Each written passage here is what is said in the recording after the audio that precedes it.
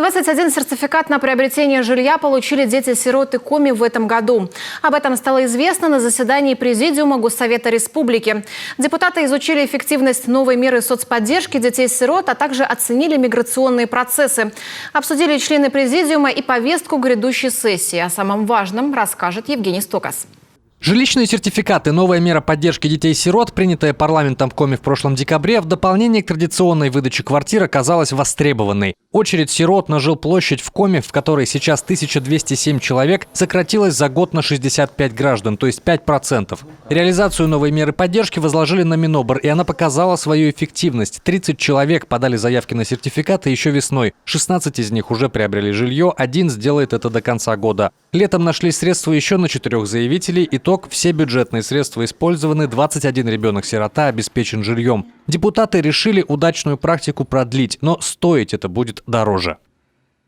На следующий год сумма одного сертификата будет уже другая, и она будет составлять 2 890 000 рублей. Если вы вспомните, разница у нас получается почти в миллион. Чем это обусловлено? Тем, что, вот о чем я рассказывала, цена квадратного метра значительно выросла. Если на конец 2021 года она была 48 000, то на конец 2022 года она будет 76 000 рублей. Средства не маленькие. Вместо 30 миллионов за этот год нужно 47. Депутаты не раз обращались за помощью в Москву, но пока безрезультатно. Концептуально федерация нас поддерживает, мол, дело хорошее, но вот с финансовой стороной вопроса помогать не спешит. Хоть обеспечение детей-сирот традиционно вотчина центра.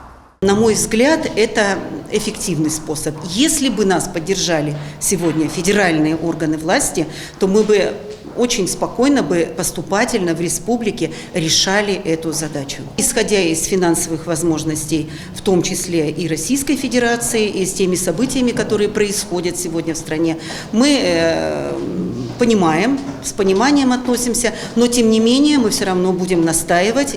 Второй вопрос повестки Президиума – миграционная политика. Госсовет внимательно следит за этой сферой. Важна здесь и протекция республиканского рынка труда, и соблюдение трудовых прав мигрантов. Кроме того, трудовые мигранты, а их большинство, около 70%, вносят ощутимый вклад в бюджет региона.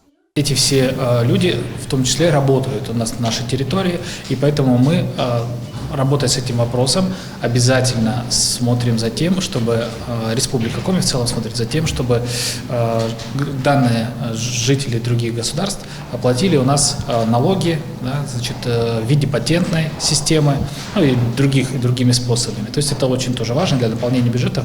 Около 60 миллионов рублей ежегодно приносит патентная система. Как докладывает трудинспекция, права работников-мигрантов в Коми нарушаются редко. Работают они в основном на производствах в Усинске, Ухте и Сыктывкаре. Обсудили народные избранники и повестку второго заседания грядущей сессии. Она состоится уже на следующей неделе, 27 октября. На ней рассмотрят 23 вопроса. Евгений Стокас, Олег Жуковский, телеканал Юрган.